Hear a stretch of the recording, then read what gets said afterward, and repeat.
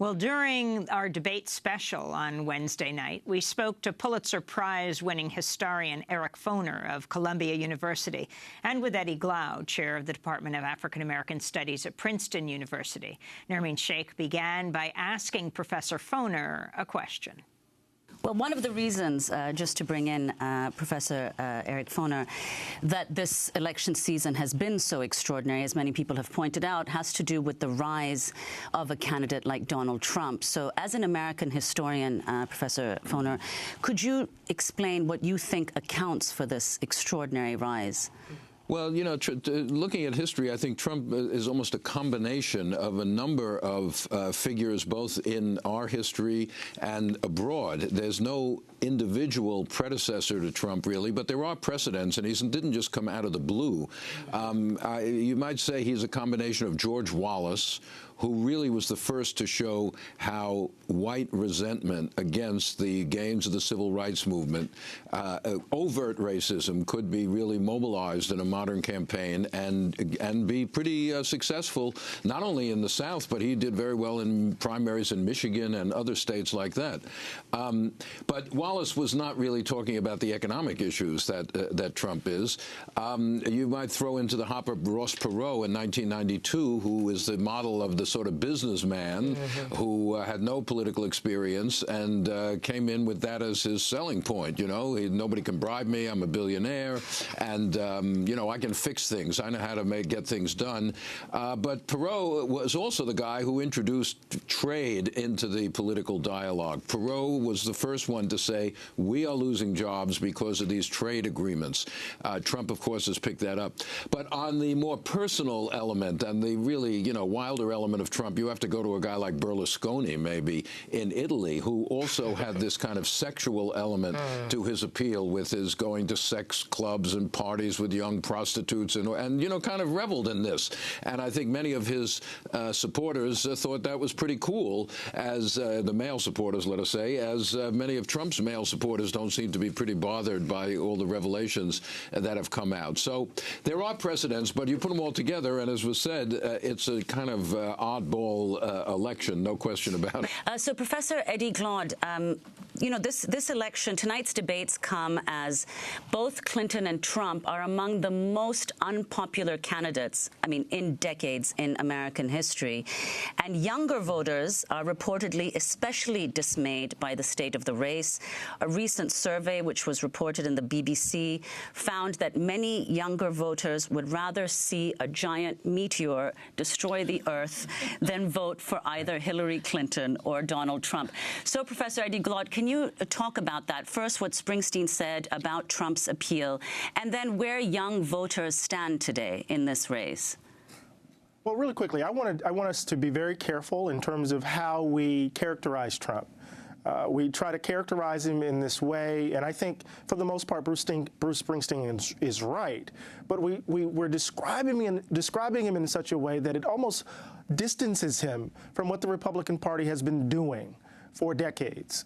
So talk of voter fraud, this is the justification that was used for voter ID laws in North Carolina, in Texas, the attempt in Pennsylvania. We've heard this language before. And when Donald Trump talks about look at Philadelphia, look at Chicago, look at St. Louis, I mean, that's not a racial dog whistle, that's a foghorn. He's saying to his supporters, these black and brown voters are going to steal your election. We've heard this before. When he talks about a liberal media stealing or rigging the election, we've heard this going all the way back to the 80s and even before then. We've seen it on the attack of PBS, on the attack of NPR, even the attack of Sesame Street. There's been this idea that there's a conspiracy on the part of the liberal media to block out conservative views. So he's just ratcheted up. And this question about the legitimacy or the illegitimacy of the election of Hillary Clinton, we've been experiencing this for the last 8 years around President Obama's election. So the fact that you have this manufactured outrage on the part of Republicans Republicans about what Donald Trump is doing. He's just simply transporting what they have been doing over the last few years, over the last decade or so, into the presidential campaign season. So that's the first thing. So we don't want to make that differentiation to start. In terms of young voters, I think what we see, right, is the fact that they are in some significant way fed up with this duopoly. They're fed up with this two-party system. Many of them are. And they see that their life chances cannot be defined, right, by business as usual. So the Republican Party's bankrupt, right? The Democratic Party is hardly distinguishable, and they're bankrupt. And so what you see are millennials in interesting sorts of ways groping for a different kind of politics, trying to speak to the fact that their student debt, right, has overwhelmed, right, credit card debt, trying to understand how they're going to enter into a labor market where they don't seem to have a place, even though they may have a college degree, trying to understand, right, what does it mean to imagine the U.S. as an imperial power under these conditions and to be wholly against this fact. They're growing up amid 5 wars. How are they going to talk about that we've just went through or experienced the hottest month or year on record, right, in terms of our stewardship of the planet? So I think what we're seeing, and this is really important for the long-term implications, right, of the election cycle. I think we're seeing young people. I think we're seeing people of color, right, look at what's going on in this election cycle. And I think they're drawing a number of conclusions, but one conclusion that they're drawing is that it seems as if white people are losing their damn minds. So, Professor Foner, on that, do you think that, to comment on what Professor Glaude said, you spoke earlier of the historical antecedents to Trump. Would you go so far as to say that Trump is the natural culmination of where the Republican Party, what the trajectory has been of the Republican Party? Well, what Professor Glaude just said is quite right. Yeah, much of what Trump is saying is in a much more kind of forthright and extreme version of things that have gone back to Nixon's Southern strategy. It was Vice President Agnew who launched the attack on the press. That's a long time ago. And certainly voter suppression, all those sorts of things, yes. But it's a little bit different, you know, just the way he does it. But I think, you know, Trump has, according to the polls, which may or may not be accurate, you know, 85% of Republicans are going to vote for Trump.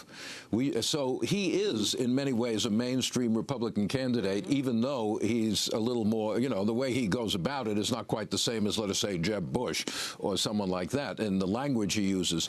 But most Republicans recognize him as a, you know, acceptable Republican. Now, he's lost some. Hillary's getting 95% of the Democratic vote, according to these, so there's a gap. But that's not that gigantic a number of Republicans who are saying, no, I'm fed up with Trump. I can't stand Trump. He's impossible. He's, you know, a demagogue, etc.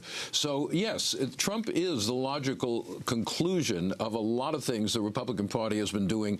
Really, I think Nixon, for all his sins, was also the father of a lot of this with the Southern strategy, which was based on, you know, getting whites in the South to shift from the Democratic Party, which they'd been in for almost a century, to the Republican Party based on resentment over the gains of the civil rights movement. And that's really planted the seeds for the transformation of the Republican Party into what we see today, and Trump is the conclusion of that. Professors Eric Foner of Columbia and Eddie Glaude of Princeton. Well, you might have